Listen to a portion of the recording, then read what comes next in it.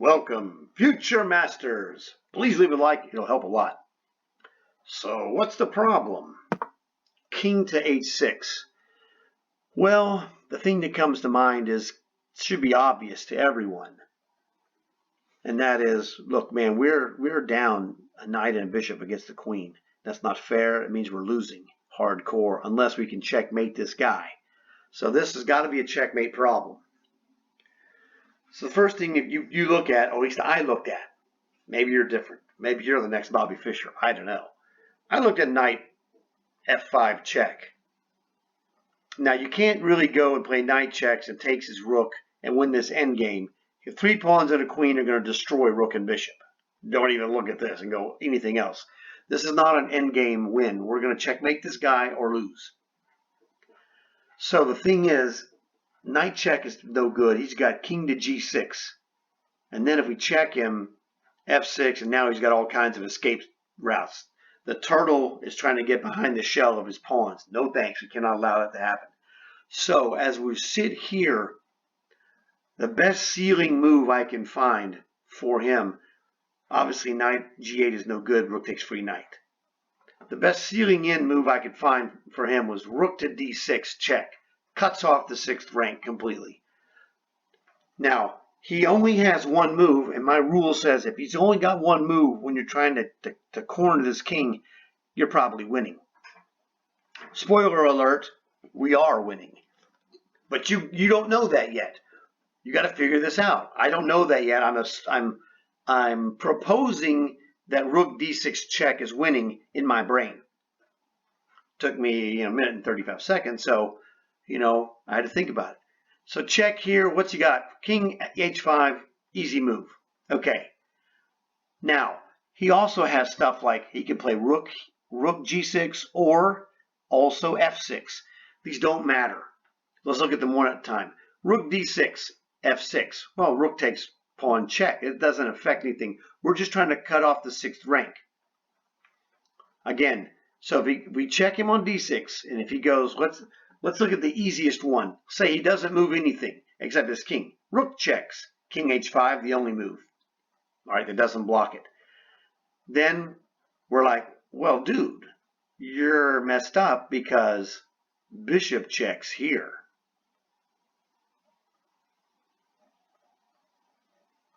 Yes. Bishop checks. And then he's got rook takes bishop, pawn takes bishop check, king to h4, and then rook h6 is checkmate. All right, that's a checkmate. If he runs with the king, checkmate. Rook d6, king to h5, we just have a forced checkmate. I just told you what it was. So let's go. Let's put the pawn in the way. Rook d6, f6. Rook takes f6 check. King to h5. He runs again, checkmate again, bishop checks. Rook takes, pawn takes, king h4, rook h6, checkmate. Every time his king runs, we checkmate him. Rook d6 check, starting again. f6. Well, it doesn't matter whether he does both f6 and rook g6 or one or the other or neither. So we did f6, that loses. Rook d6, rook g6. Now we play the key move. The rook moves, making a square for the king on g7. We hit him with knight f5 to guard g7 and check him. The rook can't stop that. Rook d6, rook g6, knight f5 stops this escape and also prevents rook from checkmating him on h6, conveniently enough. So king h5, he can run. I can run now. Well, not really, because bishop g4 again. Well, rook takes, pawn takes, and king to here, and well, yeah, you're dead again. So now I'm telling you, I've already gone through this mentally, etc., and did it short here because, hey, this is a no-risk scenario. I'm just doing these problems. I don't want to be hideously long, etc. So what I'm doing here is condensing it down. In a tournament game, I've seen the chess masters at work in business. Trust me. I'm going to take 3, 4, 5, 6 minutes. I'm going to get this 6 ways to Sunday. I have all the time to rest my brain after calculating the victory when the guy resigns, or I checkmate him. So don't get in a rush to get that checkmate or that resignation. You do your business. Be as solid as you can be. If it takes 2 minutes, 10 minutes, 20 minutes, I don't care. Hammered him.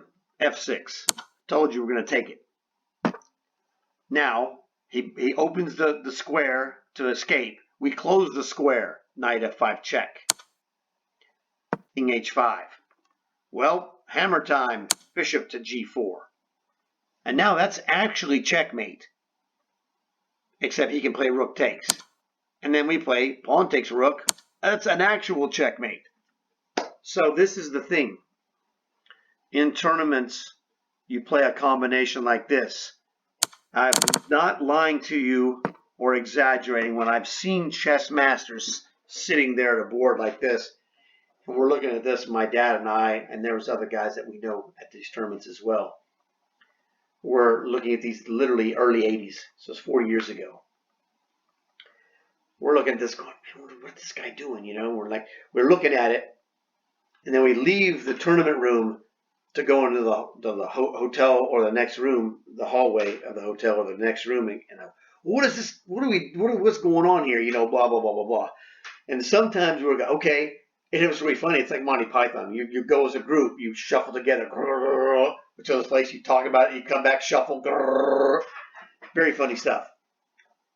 And you're seeing this going, well, what about this move? He can play knight checks. Oh, yeah, yeah. I was like, so I'm just giving you the generic kind of stuff we would talk about as we were lower rated players. We were not masters.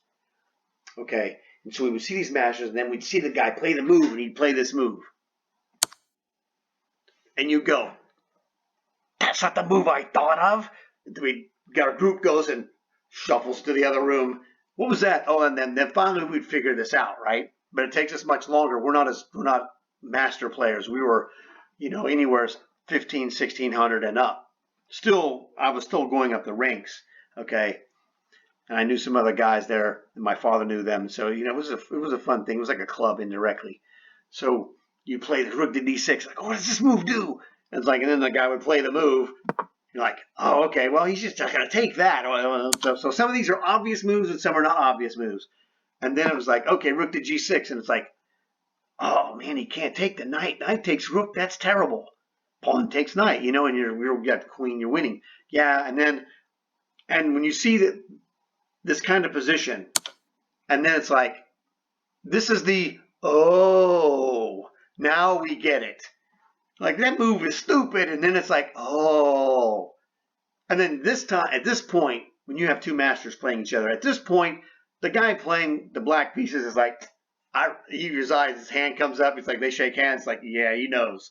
You know, there was some good stuff that you didn't really see, and it's very hard to see this from the perspective of black being attacked with this mating attack.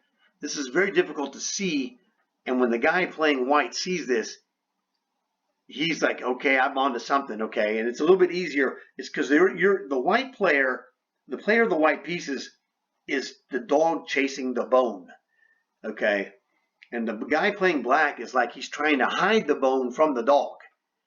That's kind of the way it is. It's harder to hide the bone from the dog successfully than it is for the dog to hunt down the bone. So, because you know the white pieces, he's acting like the predator.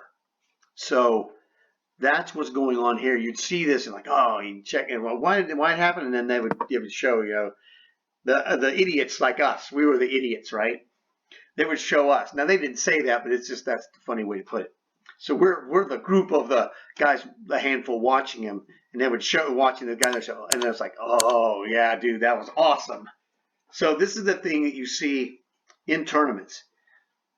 So something to look forward, and you know, just to understand when you go to tournaments and you see other players play that are better than yourself, you can learn so much from them just by watching them play. And, you know, those games in the top section, man, they take 3, 4, 5 hours.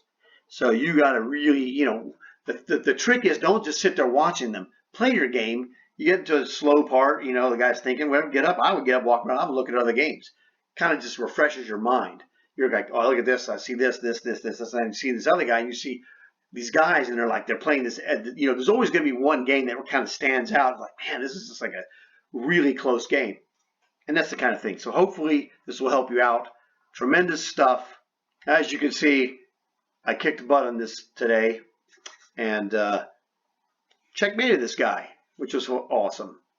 That was what, 2671. That was pretty awesome. So hopefully you enjoyed it. A great lesson, and I'll see you guys in the next one.